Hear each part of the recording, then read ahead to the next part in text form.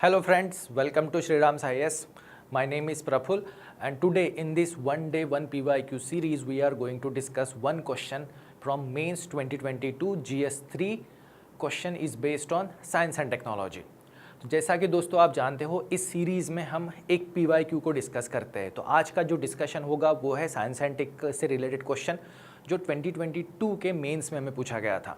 तो किसी भी मेंस के क्वेश्चंस को अप्रोच करने से पहले, उसका आंसर लिखने से पहले उस क्वेश्चन को समझना ज़रूरी होता है। क्वेश्चन की डिमांड क्या है उसे हमें समझना है। हर क्वेश्चन में कुछ सब क्वेश्चंस भी होते हैं, उन सब क्वेश्चंस की भी रिक्वायरमेंट को समझना होता है और सारे सब क्वेश्चंस को हमें हमारे आंसर में करेक्टली लिखना होता है, तब जाकर कहीं वो एक परफेक्ट आंसर होता है। तो चलिए आज के इस सेशन की शुरुआत करते हैं।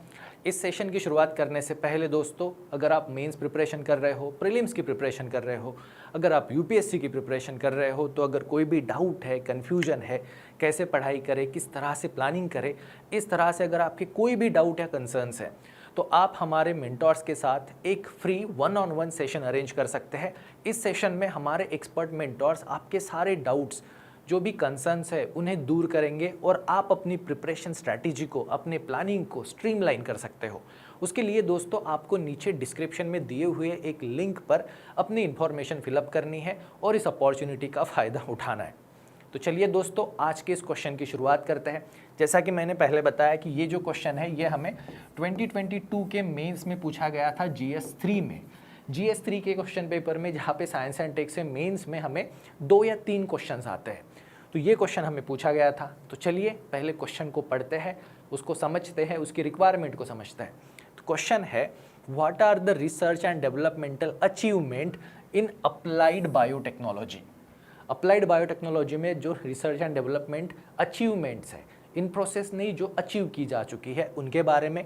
How will this achievement help to uplift poorer section of the society. Now यहाँ पर फोकस जो करना है वो ये कि ये जो भी डेवलपमेंट हुई है अप्लाइड बायोटेक्नोलॉजी में, इसका फ़ायदा पुअर सेक्शन ऑफ सोसाइटी को कैसे मिलेगा। अब ये जो क्वेश्चन है ये हमें लिखना है 250 वर्ड्स में, क्योंकि ये 15 मार्कर क्वेश्चन है। अब दोस्तों इस क्वेश्चन में 2 सब क्वेश्चंस है, इन दोनों सब क्वेश्चंस का आंसर जो है वो हमें कवर अप करना है। तो पहला सब क्वेश्चन जो बनता है वो ये, और यहाँ पे डायरेक्टिव वर्ड्स अगर आप देखोगे तो व्हाट है और हाउ है, दोनों बहुत सिंपल है। तो यहाँ पे डिबेट डिस्कशन की तरह कुछ है नहीं, हमें बस सिंपल उसे एक्सप्लेन करना है। तो यहाँ पे पहला क्वेश्चन है, what are the research and developmental achievements in applied biotechnology. ये पहला क्वेश्चन, हमें इसका आंसर लिखना होगा, ये हमारा एक पार्ट कॉन्स्टिट्यूट करेगा। सेकंड पार्ट जो है, how will this achievement help uplift the poorer section of the society. Poorer section of society को इस अप्लाइड बायोटेक्नोलॉजी में जो भी डेवलपमेंट हुई है उसका फ़ायदा क्या होगा। तो चलिए दोस्तों पहले हम लोग इस क्वेश्चन से शुरुआत करते हैं। पहले इस सब क्वेश्चन को आंसर लिखेंगे तो इसका इंट्रोडक्शन कैसे होगा। इसके इंट्रोडक्शन में हमें डिफाइन करना होगा कि बायोटेक्नोलॉजी क्या होती है, उसमें भी अप्लाइड बायोटेक्नोलॉजी क्या होती है, उसे हमें डिफाइन करना होगा। कि बायोटेक्नोलॉजी का मतलब है कि जो भी बायोलॉजिकल एजेंट्स है, फिर चाहे वो बैक्टीरिया हो, प्लांट्स हो, एनिमल्स हो, इन्हें जो हम लोग टेक्नोलॉजी यूज़ करके मैनिपुलेट कर सकते हैं, डेवलप कर सकते हैं, इनकी नई नई वेराइटीज़, इनसे जो न्यूट्रिशंस है, बायो न्यूट्रिशंस है, उन्हें एक्सट्रैक्ट कर सकते हैं, वो सारी प्रोसेस से डील करने वाली टेक्नोलॉजी को हम बायोटेक्नोलॉजी कहते हैं। Simple introduction. अब यहाँ पे what are the development and achievement in biotechnology field. तो दोस्तों बायोटेक्नोलॉजी फील्ड जो है वो बहुत डाइवर्स है, ओके। और उसको अगर हमें समझना है कि उसमें हमने कहाँ पे अचीवमेंट अचीव की है अप्लाइड बायोटेक्नोलॉजी में, तो वो जो पर्टिकुलर सेक्टर्स आते हैं उनमें एक सबसे इम्पॉर्टेंट सेक्टर जो आता है वो है एग्रीकल्चर। सेकंड जो आता है वो है हेल्थ सेक्टर। हेल्थ सेक्टर के साथ, ओके, हेल्थ सेक्टर भी आएगा। अब हेल्थ सेक्टर के साथ साथ ही दोस्तों हमें एग्रीकल्चर हो गया, हेल्थ सेक्टर हो गया, एनर्जी भी एक ऐसा ही एक सेक्टर है, एनर्जी में हमें इससे हेल्प मिलती है। उसके साथ ही मेडिसिन में हमें हेल्प मिलती है, फूड प्रोसेसिंग में हमें यहाँ पर हेल्प मिलती है। अब ये जो इंडस्ट्रीज़ है, डिफरेंट इंडस्ट्रीज़ जिसमें अप्लाइड बायोटेक्नोलॉजी के फील्ड में रिसर्च एंड डेवलपमेंट हुआ है, उसे एक एक करके समझते हैं। तो जैसे कि सबसे पहली वाली जो फील्ड हमने बात की थी वो थी एग्रीकल्चर। तो दोस्तों एग्रीकल्चर फील्ड में हमने क्या क्या डेवलपमेंट किए, तो दोस्तों हम लोगों ने जीएम सीड्स बनाए, जीएम क्रॉप्स बनाए, जीएम क्रॉप्स हमने बनाए, हमने पेस्ट और ड्रॉट रेजिस्टेंट क्रॉप्स को डेवलप किया, पेस्ट और ड्रॉट रेजिस्टेंट क्रॉप्स को हमने डेवलप किया। उसके साथ ही दोस्तों यहाँ पर एग्रीकल्चर में हम लोग बायो फर्टिलाइजर्स बना सकते हैं, बायो फर्टिलाइजर्स है, उसके साथ ही बायो पेस्टिसाइड्स भी है, बायो फर्टिलाइजर, बायो पेस्टिसाइड्स, इनके फील्ड में जो डेवलपमेंट हुई है वो अप्लाइड बायोटेक्नोलॉजी की वजह से ही पॉसिबल हो पाई है। उसके साथ दोस्तों जो हाइब्रिड सीड्स आते हैं, जीएम सीड्स आते हैं, वो तो ये अचीवमेंट है। अब जीएम क्रॉप्स में हमारे पास बेस्ट एग्जांपल है बीटी कॉटन, उसे भी आप मेंशन कर सकते हो। बायो फर्टिलाइजर्स है, बायो पेस्टिसाइड्स है, जो केमिकल फर्टिलाइजर पे डिपेंडेंसी को रिड्यूस भी करते हैं और सॉइल फर्टिलिटी को इंक्रीज भी करने में हमें हेल्प करते हैं। साथ ही जो एनवायरनमेंट कंजर्वेशन है उसमें भी ये मेजर रोल प्ले करते हैं। उसके बाद सेकंड जो फील्ड जो है दोस्तों वो है मेडिकल एंड हेल्थ फील्ड। अब मेडिकल और हेल्थ फील्ड में सबसे बड़े इसके बेनिफिट कौन से हैं, तो मेडिकल एंड हेल्थ फील्ड में इसके बहुत सारे बेनिफिट हैं। उनमें से सबसे इंपॉर्टेंट जो है वो है रिकॉम्बिनेंट वैक्सीन। अब रिकॉम्बिनेंट वैक्सीन, तो जैसे कोरोना टाइम पर हम लोगों ने mRNA वैक्सीन के बारे में पढ़ा, DNA वैक्सीन के बारे में पढ़ा, इनकी जो डेवलपमेंट पॉसिबल हुई है mRNA DNA वैक्सीन, ये बायोटेक्नोलॉजी की वजह से पॉसिबल हुई है, अप्लाइड बायोटेक्नोलॉजी की वजह से पॉसिबल हुई है कि हम लोग इन वैक्सीन को वेरी शॉर्ट टाइम में डेवलप कर सकते हैं और इनका मास प्रोडक्शन भी कर सकते हैं, और वो भी अफोर्डेबल प्राइस पे, क्योंकि इसका प्रोडक्शन जो है वो इंडस्ट्रियल लेवल पर किया जा सकता है। उसके साथ इंसुलिन, इंसुलिन जो डायबिटीज़ में यूज़ होती है, जीन थेरेपी, जीन थेरेपी में सबसे बड़ा एग्जाम्पल जो आया था वो था कार्टी सेल, ओके। उसके साथ ही stem cell therapy, stem cell therapy, और जो किट्स आती है, इजी टेस्टिंग किट्स आती है, जैसे कि प्रेगनेंसी टेस्टिंग किट है, ये सारी जो किट हम लोगों ने डेवलप की है उसमें अप्लाइड बायोटेक्नोलॉजी ने बहुत बड़ा रोल प्ले किया है। तो ये अप्लाइड बायोटेक्नोलॉजी की अचीवमेंट है in the field of medical science. अब अगर हम लोग बात करते हैं एनर्जी के कॉन्टेक्स्ट में, एनर्जी के कॉन्टेक्स्ट में, तो दोस्तों हमारे पास बायोफ्यूल्स है। बायोफ्यूल्स में हम लोग बायोगैस भी कंसीडर कर सकते हैं, जिसमें माइक्रो ऑर्गेनिजम्स आते हैं। बायोफ्यूल में हमारे पास इथेनॉल भी है, जिसको इंडस्ट्रियल लेवल पे हम लोग प्रोड्यूस भी कर सकते हैं। इन बायोफ्यूल के जनरेशन में, बायोफ्यूल हो, इथेनॉल हो, इनके प्रोडक्शन में माइक्रो ऑर्गेनिज्म बहुत बड़ा रोल प्ले करते हैं। अब इन ये जो माइक्रो ऑर्गेनिजम्स है, इनका जो यूटिलाइजेशन है, इनका जो डेवलपमेंट है, इन्हें हम लोग उस तरह से कॉन्फ़िगर कर सकते हैं, प्रोड्यूस कर सकते हैं, चाहे फिर वो प्लास्टिक से पेट्रोल बनाने की बात क्यों ना हो। प्लास्टिक टू पेट्रोल, यह आपने सुना होगा, प्लास्टिक टू पेट्रोल, इसके लिए भी कुछ माइक्रो ऑर्गेनिजम्स को डेवलप किया गया है जो प्लास्टिक्स को भी डिग्रेड करते हैं। अब ये सारे बेनिफिट जो है ये अप्लाइड बायोटेक्नोलॉजी से आते हैं। उसके साथ ही अप्लाइड बायोटेक्नोलॉजी के और अगर बेनिफिट देखें, अगर एनवायरनमेंट के कॉन्टेक्स्ट में, एनवायरनमेंट के कॉन्टेक्स्ट में, तो दोस्तों यहाँ पे बायो रेमेडिएशन, जो पोल्यूटेड सॉइल्स है, पोल्यूटेड एनवायरनमेंट है, उसे क्लीन करने के लिए हम लोग यूज़ कर सकते हैं।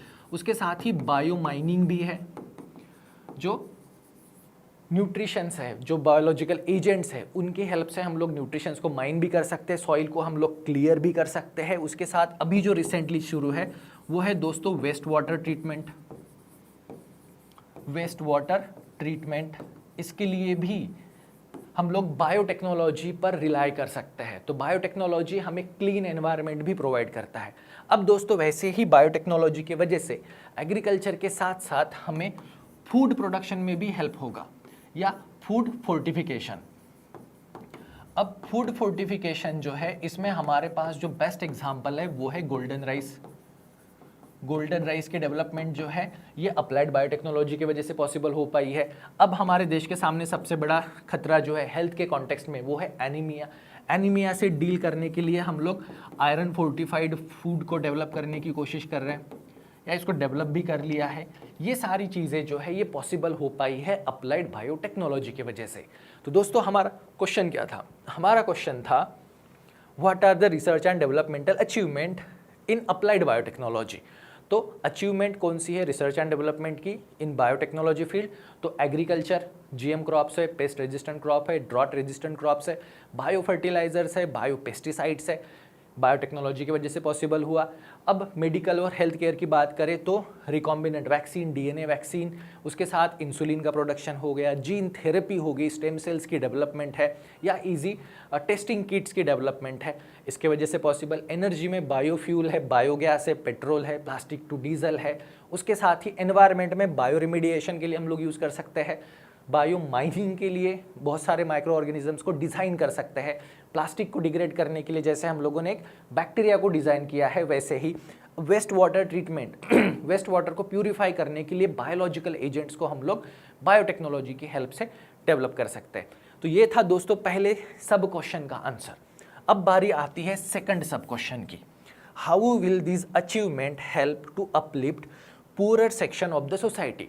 अब सोसाइटी का जो पुअरर सेक्शन है उससे कैसे हेल्प होगा, पुअरर सेक्शन ऑफ सोसाइटी को कैसे हेल्प हो सकती है इस बायो टेक्नोलॉजी के फील्ड में जो डेवलपमेंट हुई है उसके वजह से।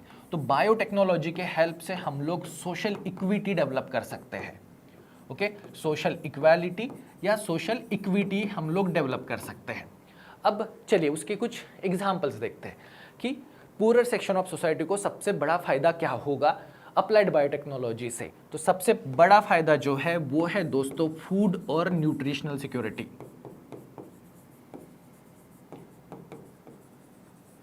फूड और न्यूट्रिशनल सिक्योरिटी।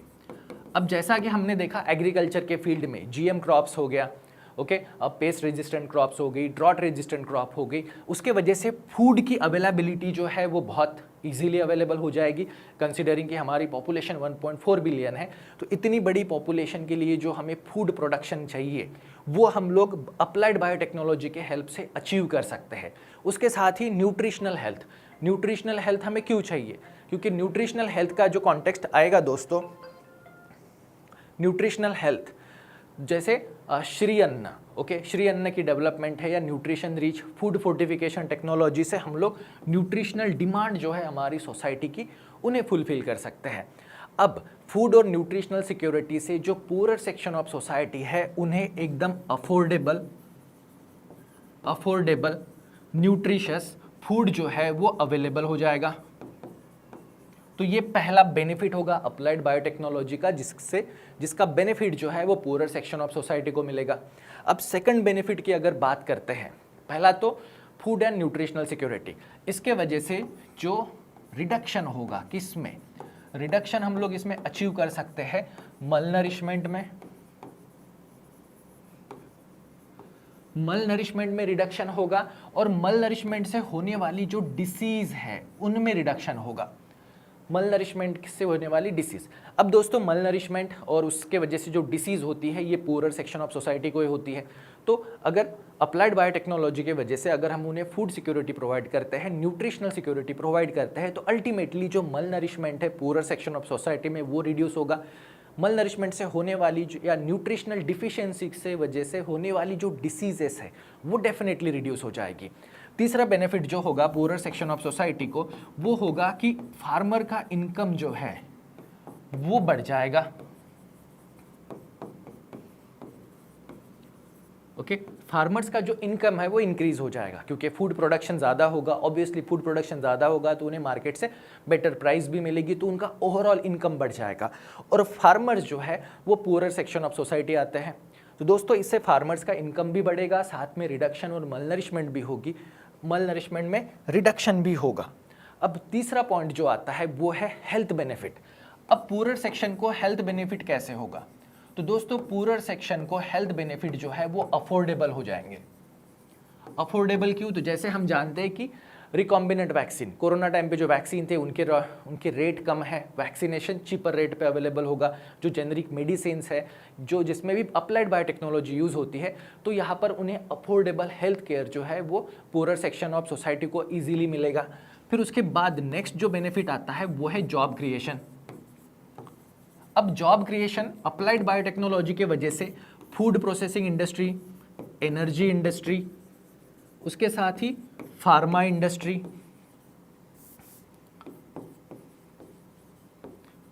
फार्मास्यूटिकल इंडस्ट्री है, बायोटेक्नोलॉजी है, जेनेटिक टेक्नोलॉजी है, इन फील्ड में जो रिसर्च एंड डेवलपमेंट होगी, प्रोडक्शन होगा, उसके वजह से जॉब क्रिएशन होगा। तो अल्टीमेटली जॉब क्रिएशन अगर होता है तो उसका बेनिफिट जो है वो पूरर सेक्शन ऑफ सोसाइटी को डेफिनेटली होगा। इसके अलावा हमारी सोसाइटी को और जो बेनिफिट हो सकते हैं, ओवरऑल सोसाइटी को, ये बेनिफिट जो है ये पूरर सेक्शन ऑफ सोसाइटी को लिमिटेड नहीं है।